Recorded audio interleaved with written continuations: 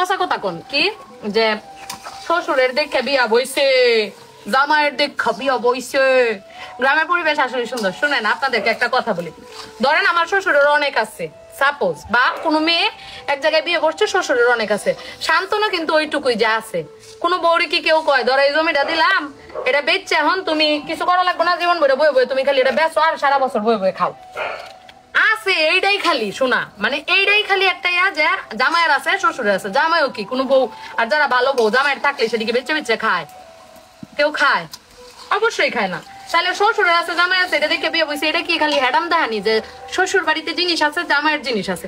আরে ভাই আমার টার্গেট হলো আমার কি আছে, আমার কি আছে, আমি কি করতে পারলাম, আমার কি আছে, আমি কি তৈরি করতে পারলাম।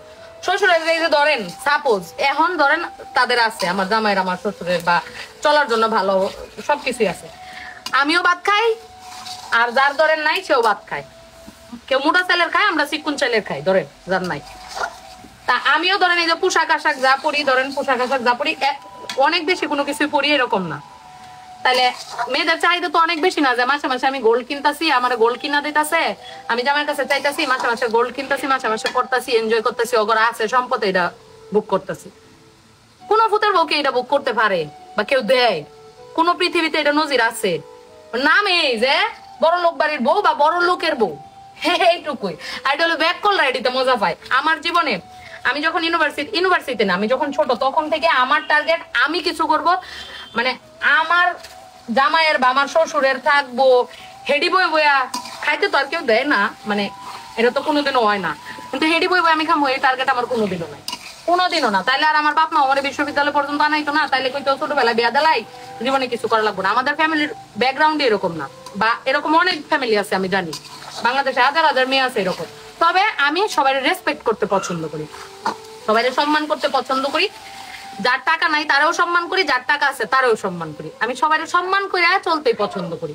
এটা হচ্ছে আমার গুণাবলী বলতে পারেন, বা আমার নিজস্ব ব্যক্তিত্ব। এটা আমি সবাই সম্মান করতে পছন্দ করি। এখন কারোর টাকা নাই তারে সম্মান করবো না, কারোর আছে না।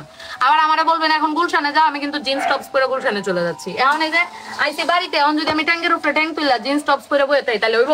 আমি এই যে রান্তাছি যখন যে পরিবেশ, আমি নেইল ওই দিন গিয়া নেইলে কি করছি, পেডিকিউর করছি, ম্যানিকিউর করছি। এখন এই নেইল কত টাকা দেয়? 1400 টাকা দেয়।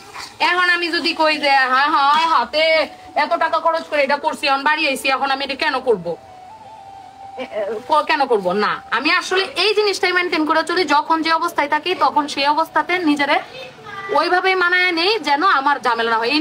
এই নেইলটা তো আবার যায় করতে পারবো, কিন্তু এখন যদি বাড়ি আইসে আমার শাশুড়িদের রাম দেয়, শাশুড়িদের কাম করে যে আমি করছি পারবো না আপনি করেন, তাহলে কি হবে? আমার শাশুড়ি মনে কষ্ট পাবে যে আমার বউ কিরকম নখটি পরিষ্কার করছে দেখে আমার দেখা কামটি করাইতেছে। আমি কিন্তু পরেও করতে পারবো, আরো 1400 টাকা খরচ করে কিন্তু আমি আমার নেইল ঠিক করে ফেলতে পারবো। কিন্তু বেটির মনে যায় এখন একটা কষ্ট দিলাম এটা কইয়া, তাহলে তো এই কষ্ট কিন্তু আর ফেরত নিতে পারবো না, এখান থেকে ঝগড়ার সূত্রপাত হবে। তো আমি এইভাবে চিন্তা করে আর কি সবকিছু করি, বুঝছেন? এই বাদ বাড়ে না, আমি আইতাছি, চলে আসেন সবাই, চলে আসেন, সবার দাওয়াত। Thank you. তুমি